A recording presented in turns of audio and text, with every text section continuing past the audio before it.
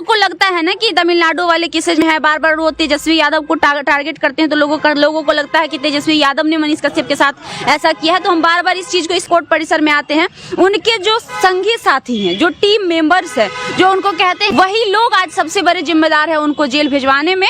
आप क्या चाहते हैं, मनीष भैया जेल में रहें या बाहर आए? देखिए, हम तो उन्हें सजा भी मिलनी चाहिए, क्योंकि आप हालांकि तमिलनाडु वाले मामले में तो वकील साहब जो है शिवनंदन भारती, उन्होंने बताया है कि लगभग क्लीन चिट मिल चुका है, लेकिन अभी भी बिहार के जो 6 नहीं लगता है लड़की हो के बड़ी बड़ी आवाज उठा देते हैं? अगर हमें लगता है कि आजादी के 70 साल बाद भी हमारे देश में, जहाँ पे संविधान के हर एक कानून में हर चीज प्रदर्शित है और कानून के हिसाब से हमारा देश चलता है, उसके बावजूद भी अगर हमें डर लगे तो फिर लानत है फिर ऐसे जीवन पे। मुझे लगता है कि यही ख्याल मनीष कश्यप रखते हैं, जो कोर्ट में पेशी के दौरान आरजेडी को और मतलब बहुत से बातें बोलते हैं कि चारा छोड़ के बेटा नहीं है, ये नहीं है, वो नहीं है। कहीं ना कहीं ये बोलना सही था उनका? नहीं, उनका वे ऑफ रिप्रेजेंटिंग गलत था। मतलब वो जो बात रखे, ठीक है, उनके मन में जो भी भरास थी सरकार को लेकर या उनके ऊपर जो सजा हुई है उसको लेकर, वो आराम से भी जाके जज के सामने भी वो बात रख सकते थे।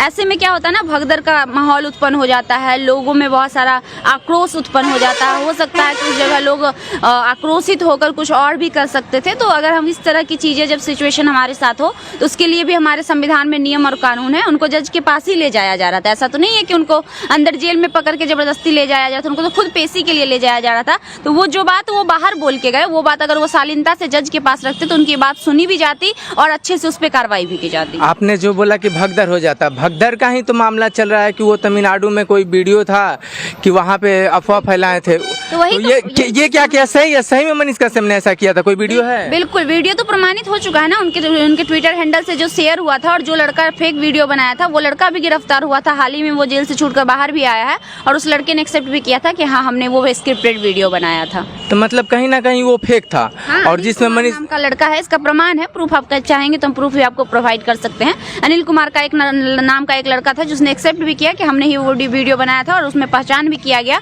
वही लड़का था। और उस लड़के को भी जेल हुई थी इस तरह की गलत और वीडियो बनाने के जुर्म में, और वो हाल ही में जेल से बाहर छूट गया। अच्छा, तो मनीष कश्यप के इतने लोग पास चले कैसे गए? वो वीडियो करने का अलाउ कैसे कर दिया? उनके वजह से 5 पुलिसकर्मी निलंबित भी हो गए। यही तो हम बार बार कह रहे हैं। देखिए, मनीष कश्यप भले ही 1000 अच्छे काम किया हो, उनके काम करने का सिर्फ तरीका गलत होता था। पहले भी अगर हम विरोध करते, देखिए, विरोध इंसान का नहीं होता है, विरोध विचारधाराओं का होता है। विरोध हम मनीष कश्यप का नहीं करते हैं, लोग बुरा मान जाते हैं, लोग गालियां देने लगते हैं, या लोगों को लगता है कि हम मनीष कश्यप के विरोधी है, डजंट मैटर। लेकिन असल में हमारी लड़ाई उनसे विचारधाराओं की है। पहले भी कहा करते थे कि मनीष कश्यप की पत्रकारिता करने का जो तरीका है वो सही नहीं है, बाकी वो अच्छा काम कर रहे हैं, बस तरीका में अगर बदलाव कर लेते हैं तो और ज्यादा अच्छा होगा। लेकिन उन्होंने तरीका में बदलाव नहीं किया और शायद यही कारण है जिस वजह से आज वो जेल भुगत रहे हैं। और उस दिन, जिस दिन की बात आप कर रहे हैं, कोर्ट परिसर में आते हैं, उनके जो संगी साथी हैं, जो टीम मेंबर्स हैं, जो उनको कहते हैं कि हम मनीष भैया का सपोर्ट करते हैं, मनीष आई सपोर्ट करके कमेंट करते हैं,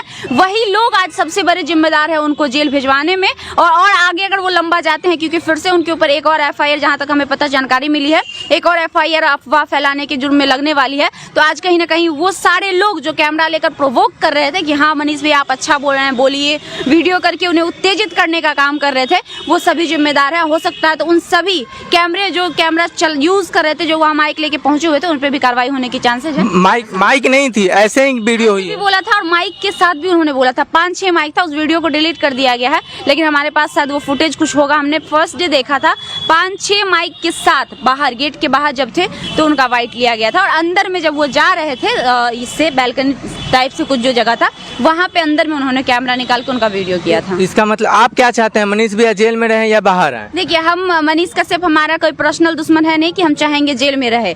हम बस इतना चाहते हैं कि हमारा देश संविधान से चलता है, कानून से चलता है, संविधान से कानूनी प्रक्रिया के तहत उनकी जांच हो, और जो कुछ भी इल्जाम उन पर लगाए गए हैं, अगर वो गलत निकलते साबित होते हैं तो उनको जल्द से जल्द रिहा कर देनी चाहिए। लेकिन अगर जो उनके इल्जाम है, जो उनके ऊपर आरोप लगे, अगर वो सही साबित होते हैं तो उन्हें सजा भी मिलनी चाहिए। क्योंकि आप जानते हैं कि अगर एक व्यक्ति अगर गलत करता है और उसको अगर सजा नहीं मिलती है, तो आने वाले समय में और व्यक्ति भी उस तरह की हरकत कर सकते हैं। तो दोनों में हम संविधान लमसम उनके ऊपर दर्जनों केसेस हैं।